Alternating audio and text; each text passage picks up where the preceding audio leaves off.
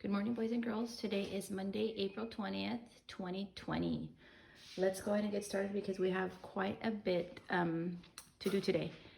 We are going to begin with ELA, go into math, social studies, PE, and then towards the end, if the video is not too long, I will go ahead and include part of a story.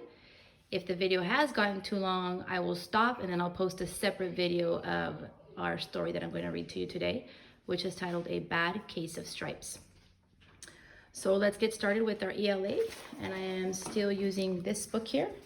This is our Unit 9, Buyers and Sellers, and today's story is titled Juice in Your Glass, and this is on page 16. There it is. When you find the page, go ahead and put the date on there. And again, this one is titled Juice in Your Glass. All right.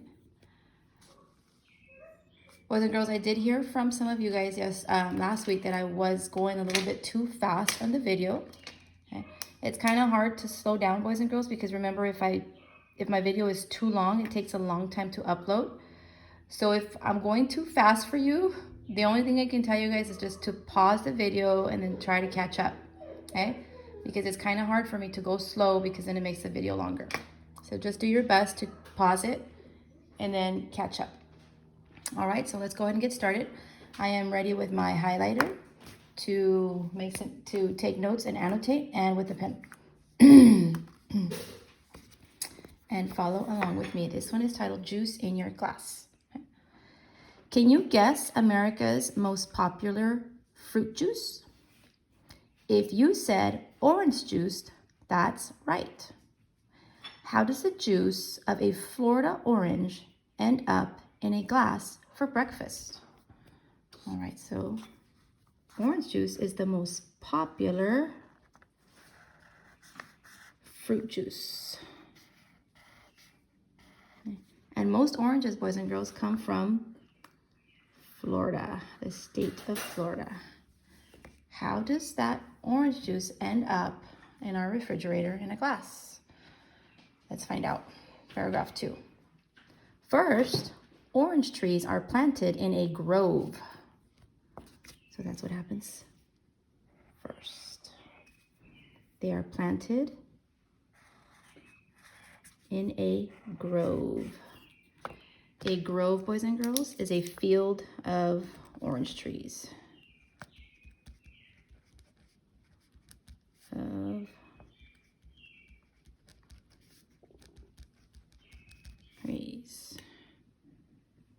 A field of orange trees.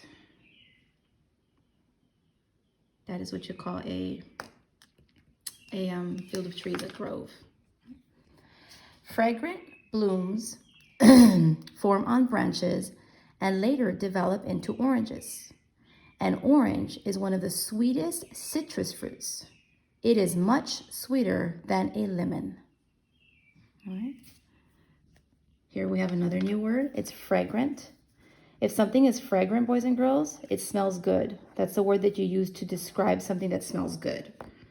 I don't use that word to describe something that smells bad. If something is fragrant, that means that it smells good. Okay. So you have two new words here. You had grove, which is a field of orange trees, and fragrant. It's a good smell. All right. I'm going to read this part again. It said, first, orange trees are planted in a grove. Fragrant blooms form on branches and later develop into oranges. Okay. So then there's blooms form on the branches and then they develop into oranges. An orange is one of the sweetest citrus fruits. It is much sweeter than a lemon. The tasty fruit is often picked by hand, but sometimes a machine does the work. Once picked, the oranges are hauled to a juicing plant where they are squeezed, bottled, and shipped to stores. Oh, that gave us a lot of information there. So then the oranges are picked by hand, right? And then sometimes a machine does it. Once they're picked, the oranges are hulled. I believe this word hulled, boys and girls, was in our last story of the trees. Okay? Hauled means that they take them to take somewhere. They are hauled to a juicing plant, kind of like a factory. And there they are squeezed, bottled, and shipped to stores. Now the juice is ready for people to buy and enjoy. And there on this picture, we have a nice tall glass of some orange juice. And here in this first picture, you see a grove of trees, and there's the oranges. They look so pretty hanging on the trees.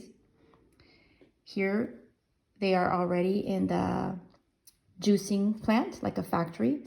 And you can see here this machine, it's juicing the orange. And then here, they are being bottled up. All right. So before we go on to our next thing, boys and girls, let's just write some notes really quickly about what you learned about orange juice. First of all, we learned that oranges come from, they come from Florida. So I'm gonna write that here. Oranges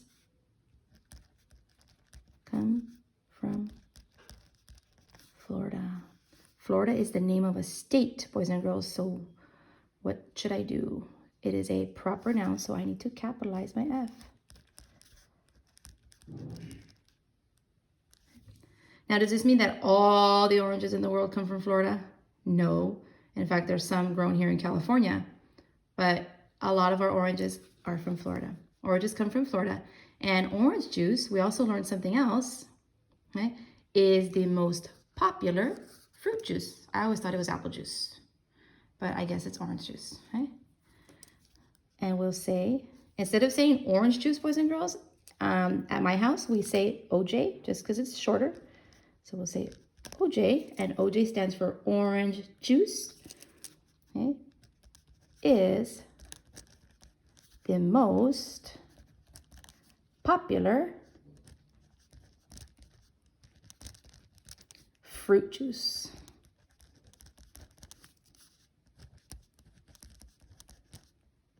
All right. OJ is the most popular fruit juice. Okay. What we are going to do next, guys, I want you guys to take your composition book. Remember, if you don't have one, you can just use some sheets of paper. And we are going to work on a flow map together. I just went ahead and I turned to my next blank page, and I'm going to turn it this way, going horizontal. Go ahead and put the date on there. All right. Once you have the date, go ahead and put the title, and just title it Juice in Your Glass. And we are going to work on a flow map where we're going to start it together, and then I want you guys to finish it. And on this flow map, I just want you guys to tell me the steps of how the orange juice is made. How does it go from the grove of trees to a bottle and then into your home? That's what we're going to talk about, okay? So I have both things side by side here. I have my story here, and then I have my flow map here, okay? Now remember, when you do this, guys, you don't want to copy straight out of the story, all right? We shouldn't do that. You want to write this in your own sentences, okay? Make your own, all right? You're getting the information here, and then you change it to your own words, all right? Okay, let's go and get started. And you want to use the transition words, guys. Like right here, it says first. So I know that this is the very first step in making orange juice. It says first, orange trees are planted in a grove. Okay? Fragrant blooms form on branches and later develop into oranges. So I can say here, I can write down first. Let me grab another pen. Grab my red pen. First, comma, and remember, after transition words, you always put a comma. First, orange trees are planted. Orange trees are planted.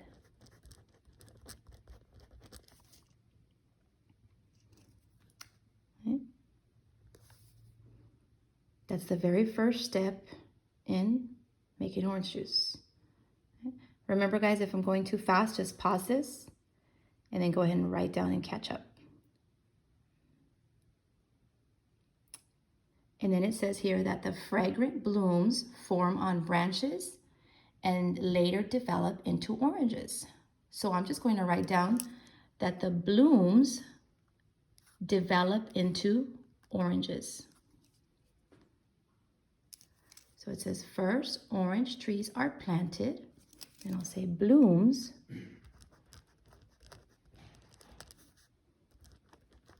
are, hold on, I made a mistake. I don't want to say blooms are. Instead of saying blooms are, I'm just going to say blooms develop.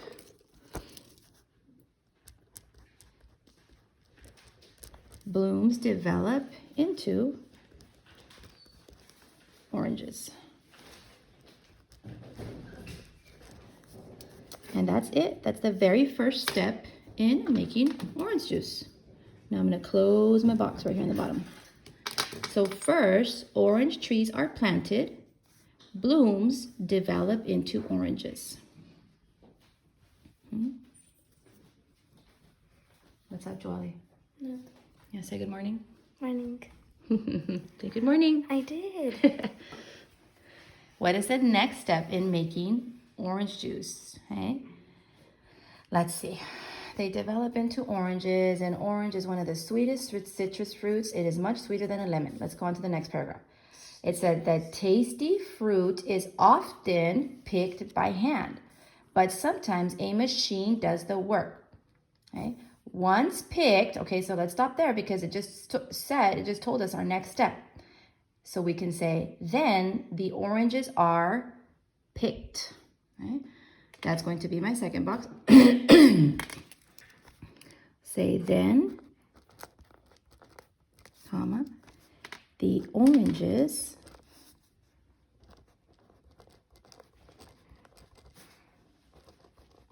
are picked. They are picked. And then it says they are taken or they are hauled to a juicing plant. So that's exactly what we'll say here. Then the oranges are picked and hauled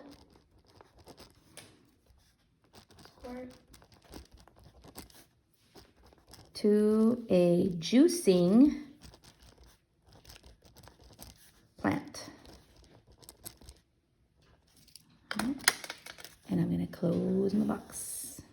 And boys and girls, this is actually something you can do at home. And you don't have to buy orange juice all the time. If you have oranges, you can just squeeze them at home. Cut it in half and squeeze that orange. Take as much juice as you possibly could out. And then enjoy that sweet orange juice. It's so good when it's freshly squeezed at home. Okay. And then it said here, oh, actually, guys, let's go ahead and make our last box here. I'm going to make my arrow. And remember, I always like to leave the bottom part of the box open in case you need some more space for writing. Just like that. I haven't closed my box here. But let's go back and review. Okay. We said here, first, orange trees are planted. Blooms develop into oranges. Then, the oranges are picked and hauled to a juicing plant. Okay. What happens next? To a juicing plant where they are squeezed, bottled, and shipped to stores. Okay. So we can say here, finally,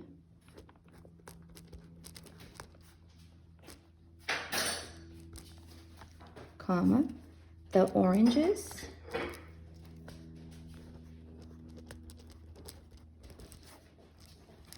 are, what did it say? They are squeezed, comma, bottled,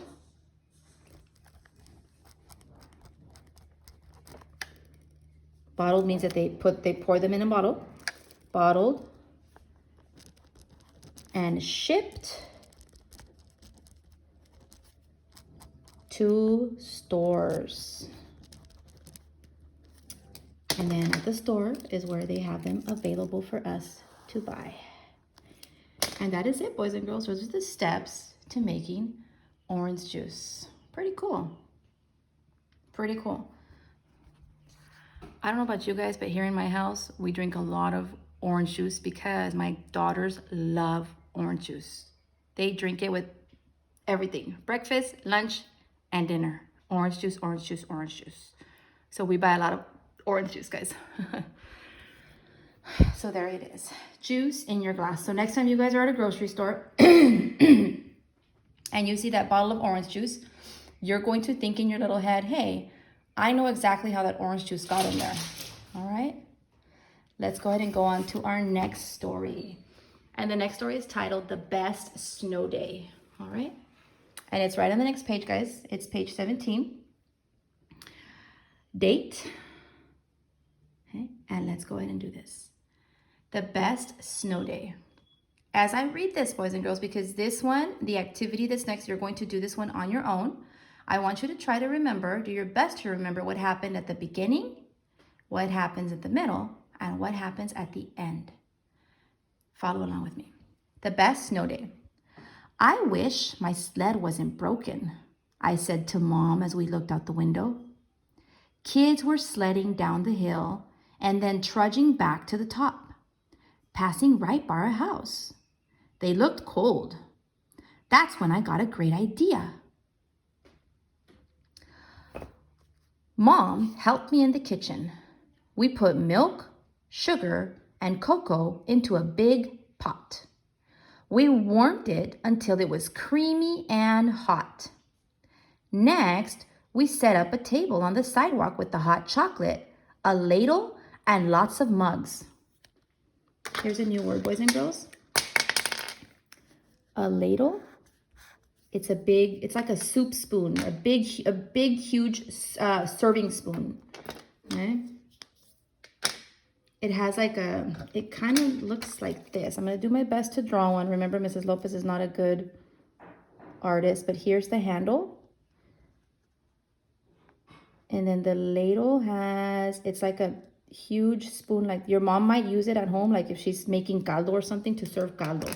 Okay? And they use it sometimes to serve hot chocolate. So again, next we set up a table on the sidewalk with the hot chocolate, a ladle, and lots of mugs. A mug is like a coffee cup. I made a sign that read, 1 hot chocolate for 1 sled ride. All day, I traded mugs of hot cocoa for sled rides down the hill. It was the best snow day ever. This little boy was pretty smart. Instead of selling the hot chocolate, he traded the hot chocolate. 1 sled ride for 1 cup of hot chocolate. That's pretty smart, guys. What I want you guys to do, because I just read the story out loud to you, again, on your little composition book here, this is the one where we did juice in your glass. I'm going to turn the page. On a new page, right? Go and write your date. And then write down the title, The Best Snow Day. The Best Snow Day. And then I want you guys to, in your own words, tell me what happened at the beginning of the story, in the middle of the story, and at the end. Okay? If you want to listen to the story again, you can go back and then you can pause the video and then go back so that you can hear the story again. All right? I think this is a good story. Okay? So again, I want you to tell me here what happened at the beginning of the story, in the middle of the story, and at the end. And you can start off by saying first. Okay?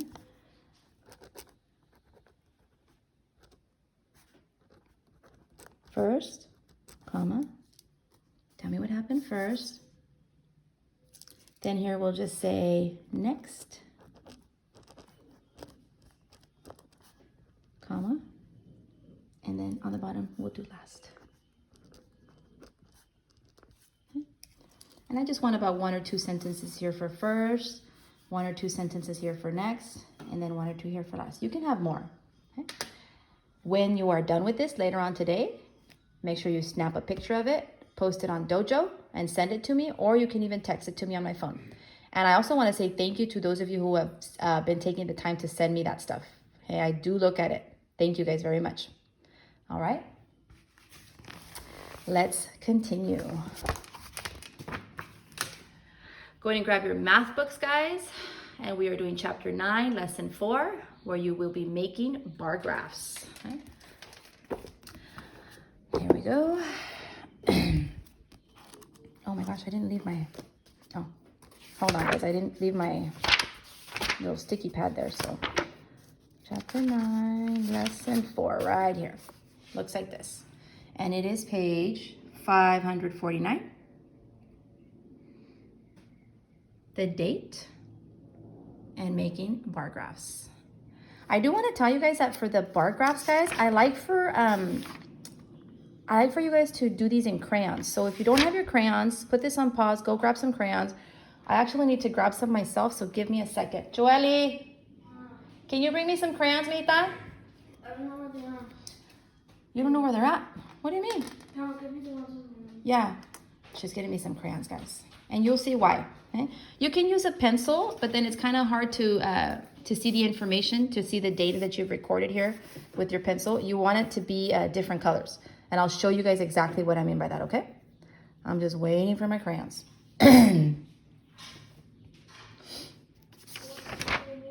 Huh? What color? Just leave them here. I'm going to be using several colors. And I know you guys have crayons because we did send you guys home with your box of crayons. Here are crayons. Okay.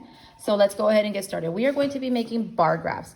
And boys and girls, a bar graph is exactly that. It's a graph. It's still kind of like these graphs over here. But this graph is going to have bars on it. Like a bar that actually looks like this. Okay. It's still going to be giving me data and information, except I'm doing it in a bar graph. Those are bars. And so far, you guys, let's just go ahead and do a quick review. You have learned how to make tally charts, and you have learned how to make picture graphs. Okay? And today, you will learn how to make bar graphs. And all of these, guys, we use them for the same thing, to take surveys, to gather information, and I use these graphs to show my information. That's exactly what we're going to do. Okay, let's get started. It says, favorite winter activity. And it says, ask 10 classmates to pick their favorite winter activity. Okay? I don't have 10 people in this house, but watch what I'm going to do. Joelle, come here. I'm going to ask Joelle. Joelle, what is your favorite winter activity? Sledding. And I know there's no snow here, but if there was snow, what would it be? Sledding, ice skating, skiing, or snowboarding? Sledding. Sledding. So right here, sledding, I'm going to color one box, boys and girls. Go call Dad so I can ask your dad. Dad. What? Come here. So I did one right there, boys and girls. And remember, we're asking 10 people. I don't have 10 people in this house. I'm just going to ask the people that I have. What is your favorite winter activity, Mr. Lopez? If it snowed here, would it be sledding, ice skating, skiing, or snowboarding? Sledding. Sledding. Ooh, so that's 2 for sledding, boys and girls. I'm going to use the same crayon, the same color, but I'm going to color in 2 boxes. 2 boxes. Okay. Mine, Mrs. Lopez, I think I would do ice skating. So I have a different color crayon, and I'm going to color ice skating. Draco is the girls. Yeah. Okay. And then I've only asked 3 people, boys and girls. I need 10, so I'm just going to make up the other numbers. Okay. Let's pretend that 3 people said skiing. So you're going to do 3 boxes. The easiest way to do it, guys, is to go like this. 1 box, 2 boxes, 3 boxes. 3 people here. 1, 2, and 3. And snowboarding, let's just say that 1 person likes snowboarding. Now I'll do 2 people. 1, 1 and 2. Okay, so far I have 1, 2, 3, 4, 5, 6, 7, 8. I'm going to add another person over here on ice skating. There's 9. And I'm going to add one more over here on sledding. And 10. So if you can see, guys, we made bars. They're going this way. That's why this one is called a bar graph. So here I have 1, 2, 3, 4, 5, 6, 7, 8, 9, and 10. 10 people. And that's why I have you guys use your crayons. Okay? And then the way that you read this, guys, you see these numbers right here? You read it this way. So snowboarding, there was 2 people. Skiing, there was 3 people. Ice skating, there was 2 people. And sledding, there was 3 people. There it is. Our class likes blank the best. So our class here likes, ooh, we have a tie. We'll say sledding and skiing the best. We're going to have to write both of those down. Sledding and skiing the best. Turn the page. So hopefully you guys have your crayons ready. And look at what they did here, boys and girls, okay? And this is what you guys are going to have to be doing. It says a bar graph uses bars to show data. Remember that data is information. To make a bar graph, color one box for each vote. Bar graphs can look different, all right? The bar graph can go this way, kind of like the one we just did. It can go horizontally, or it can go vertically this way. And this, boys and girls, in these 3 types of graphs here, it's all the same information. Look, here's a tally chart. Favorite breakfast food. For toast, there was 4 people. For cereal, there was 5. For eggs, there was 2. They took the information here and they made a bar graph here. This bar graph is going horizontally. Again, it's favorite breakfast food. For toast, there was 4. 1, 2, 3, 4. For cereal, there was 5. And for eggs, there was 2. And then they took this bar graph and they made this bar graph going vertically. Okay? Toast, 4. Cereal, 5. Eggs, 2. Pretty cool the way that they did that. Now it's our turn. It says, use the tally chart to make a bar graph. And I hope you have your crayons ready. Okay? Favorite muffin. Here's a tally chart. So there was 4 people with blueberry, 2 people with strawberry, 1 with a lemon, and 5 for cherry. Let's take this information here and put it into our bar graph. Okay? Blueberry, we had 4. For blueberry, I'm going to use the color blue. Okay, here it is. And I'm going to color 4. 1, 2, 3, 4. I'm going to go here. Guys, and be patient with me. I'm trying to do this with one hand, okay? Because I'm holding my phone with my other hand. So I'm coloring 4 boxes.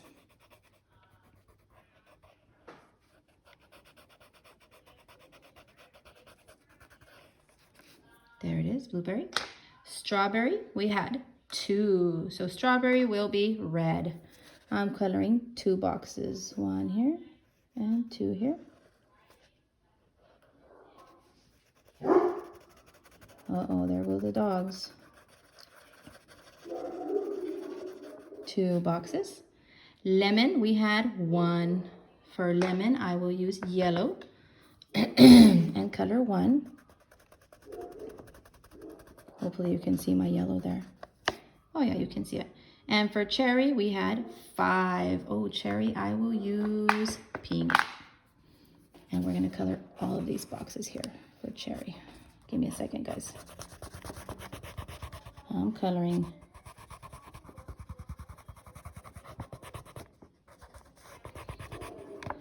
And there is our bar graph. I like the way it looks with all the colors. Next page. All right. We will do number 2 on your own, and then you will do number 3 and the back side on your own, okay? Number 2, it says complete the tally chart and use the tally chart to make a bar graph. So let's go ahead and take a look at this tally chart. It says color of your shirt. I'm going to grab my pencil. We have how many tally marks for red? 1, 2, 3, 4. So my total here is 4. How many tally marks for 5? For blue, we have 5 here, and one more is 6. 6.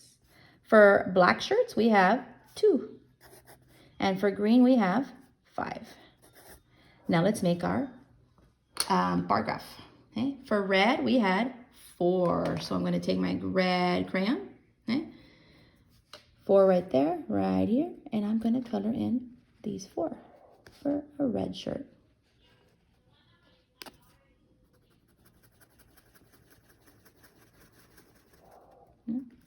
For black, we had, oh wait, was that, no, I'm sorry, not black, guys, blue. We had 6. So I'm taking my blue crayon, blue, and I'm going to color in all the way across right here. And try to do this coloring, boys and girls, as neatly as you possibly can, all right? Let's not scribble, take your time. For black, we had 2, so let me look for a black crayon. Oh, there it is. Black, we had 2.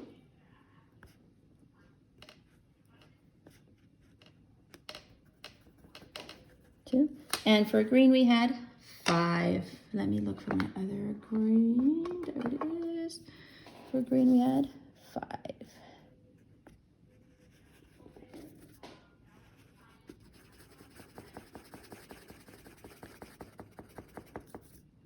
And there it is.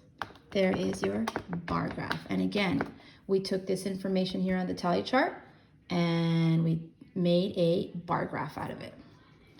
I want you to go ahead and do the same thing here. Okay? You have the information here on your tally chart. It says left-handed or right-handed. Okay? Here I have 4. 4 people are left-handed. And then 6 people are right-handed. Take the information here and make your bar graph. You should notice a difference here with this bar graph. This bar graph will be going vertically. Okay? This one is horizontal and this one is vertical. Left-handed, right-handed. Please make sure you're using 2 different colors here. All right? Oh, we forgot to put the date, guys.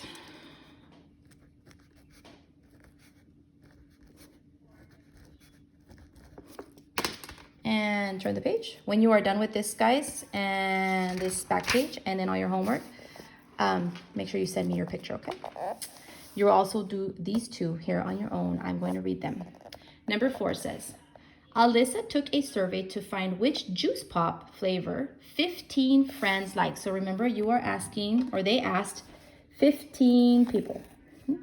6 voted for cherry. So 6 voted for cherry, 5 voted for grape, and 2 vote for orange. The rest of her friends voted for lime. Okay? You don't know how many, you just know that the rest. And remember, it's a total of 15.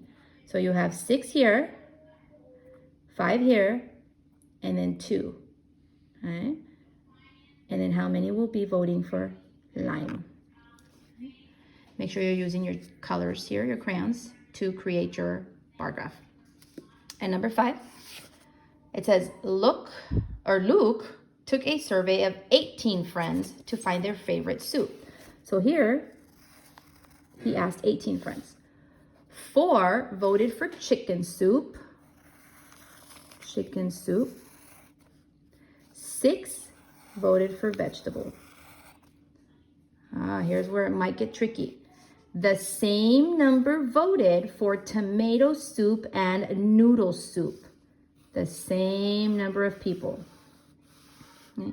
Keep in mind that he asked a total of 18 friends. 4 voted for chicken and 6 voted for vegetable. That's already 10. He needs 8 more. And then it says the same voted for tomato and noodle soup. Okay. For your homework tonight, let's put the date.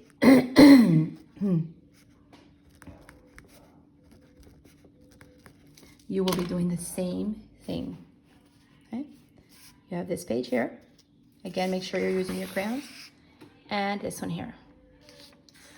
When you guys are done, okay, send me a picture of this one,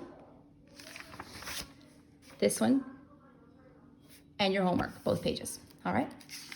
So I should be getting several pictures today from you guys. And again, remember, you can send your pictures on Dojo, or you can text them to me on my phone. All right? Let's go on to our social studies. Okay? Here it is, your social studies book. And you are on page 8. And today we are reading, we're beginning lesson 2, different kinds of families. We are continuing with our unit on families, boys and girls. All right.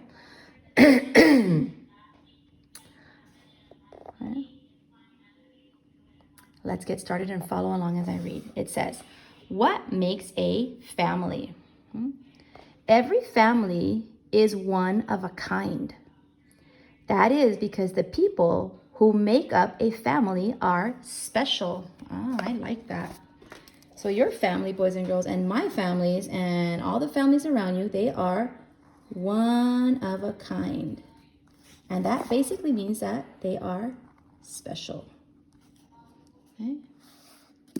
Families can be large, with many adults and children, or they can be small, with only one parent and one child. Many families make up a community. It is nice to meet families who are different than yours. Treat each family you get to know with respect and kindness. That's very important, boys and girls. No matter what the family is, no matter how big, how small they are, you still treat them with respect and kindness. Then they will do the same to you and your family. Okay? And here you have some pictures of some families. Okay? And all the families, boys and girls, are different. Some families are big families. I know I have a big family. I have 4 daughters, so there's 6 of us in our family. Some of you guys also have large families, and some of you guys have small families where it's just you, your mom, and your dad. And that's fine. It doesn't matter how big or how small your family is.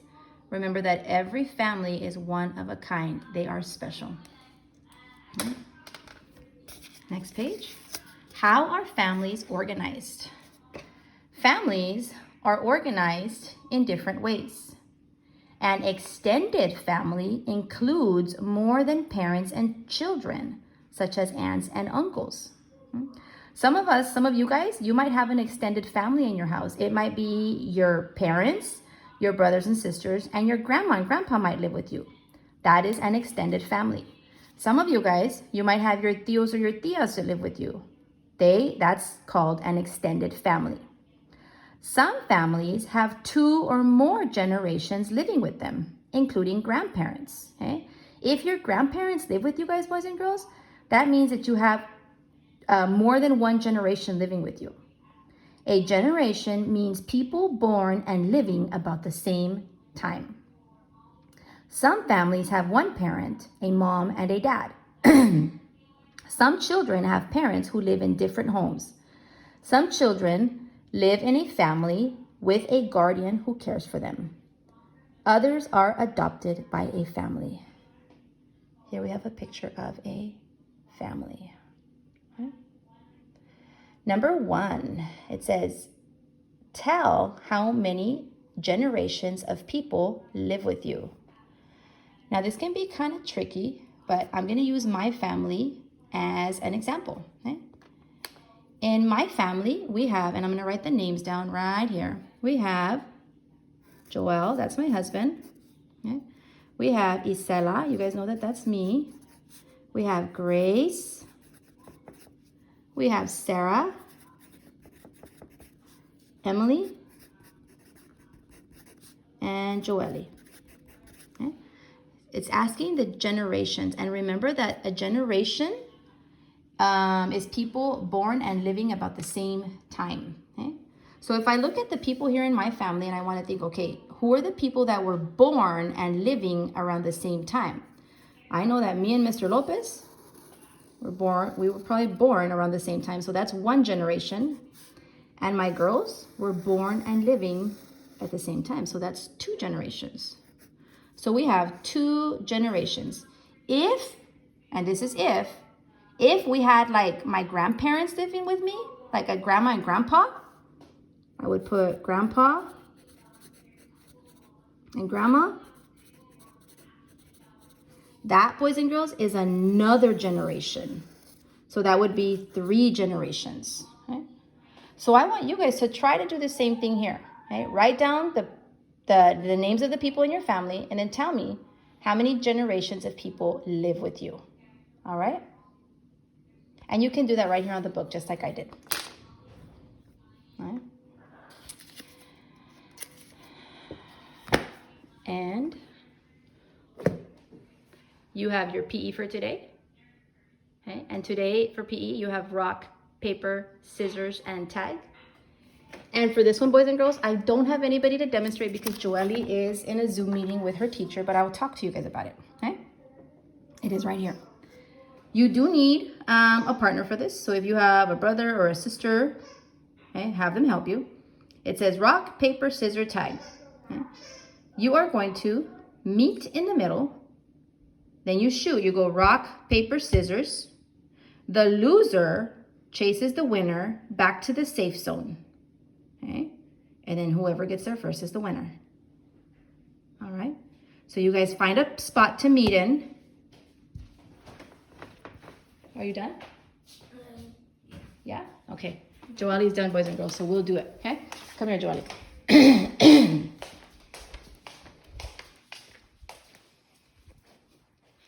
So right here, boys and girls, we're in our living room, and me and Joelle are gonna go rock, paper, scissors. The loser, whoever loses, okay? No, I'm sorry, I got it wrong. The winner, whoever wins, I chase the loser. Okay. Does that make sense? So the winner chases the loser. You do. No, if I win, you chase me. Oh, okay. Okay, so look, rock, paper, scissors. 1, 2, No. 3. What? It's rock. Okay, go. Rock, paper, scissors, shoot. What did you get? Scissors? Go again. Rock, paper, scissors, shoot. Again. Rock, paper, scissors, shoot. Joelle. Go again. Rock, paper, scissors, shoot. Oh my goodness. Again. Rock, paper, scissors, shoot. Okay, so look here, boys and girls. I got paper and Joelle got rock. I cover her, so I'm gonna start running because you're gonna chase me. And we run around and let's see who makes it back to the safe spot. Okay, you have to chase me and then we would run around and see who makes it back to the safe spot. First? So if I make it back here first? Yeah, whoever comes back here to this spot is the winner. Okay, but we're not gonna do that. It's just an example. So if you guys have somebody at home to play with, you can go ahead and play rock, paper, scissors, tag. All right? And that is our PE for today. I do have some time, boys and girls. Today's story is titled A Bad Case of Stripes. It is an AR book. Here is the information you need. And this one does read to you. All right? And I'm not going to read the whole story today. I'll read a few pages. And then we'll continue tomorrow. Again, this one is titled A Bad Case of Stripes by David Shannon. Okay. Here we go. Camilla Cream loved lima beans, but she never ate them. All of her friends hated lima beans, and she wanted to fit in. Camilla was always worried about what other people thought of her. Today, she was fretting even more than usual. It was the first day of school and she couldn't decide what to wear. There were so many people to impress. She tried on 42 outfits, but none seemed quite right. She put on a pretty red dress and looked in the mirror. Then she screamed. That's why she screamed. Her mother ran into the room and she screamed too. "Oh my heavens!" she cried. "You're completely covered with stripes." This was certainly true. Camilla was striped from head to toe. She looked like a rainbow. Mrs. Cream felt Camilla's forehead. "Do you feel all right?" she asked. "I'm fine," Camilla answered. "But just look at me." "You get back in this bed this instant," her mother ordered. "You're not going to school today." Camilla was relieved. She didn't want to miss the first day of school, but she was afraid of what the other kids would say, and she had no idea what to wear with those crazy stripes. I wouldn't want to go to school looking like that either.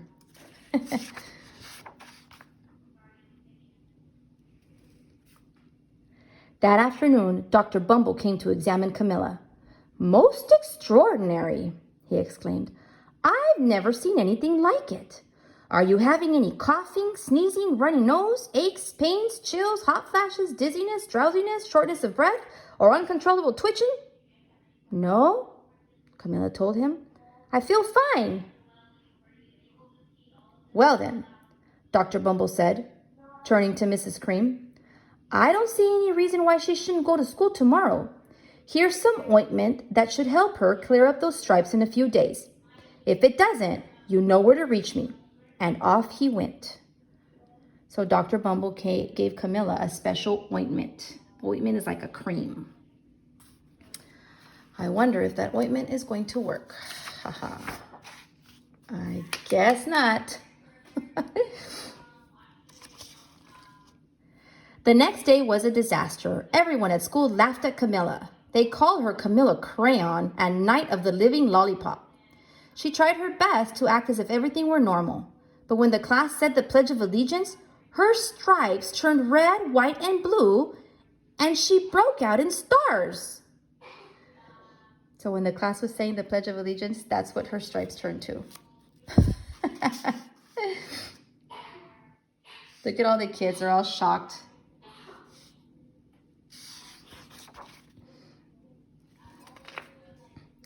The other kids thought this was great. One yelled out, "Let's see some purple polka dots." Sure enough, Camilla turned all purple polka dotty. Someone else shouted, "Checkerboard!" And a pattern of squares covered her skin. Soon, everyone was calling out different shapes and colors, and poor Camilla was changing faster than you can change channels on a TV. We'll continue tomorrow, boys and girls, and see what happens with Camilla. Don't forget to send me your pictures, boys and girls, of your work. And also on Dojo, I will post this video once it's uploaded and ready to go. And then I'm going to post another special video that I want you guys to watch. It's a really, really neat video. So look out for both of those links. I think you're going to like the other one. It's a surprise, okay? I'll see you guys tomorrow.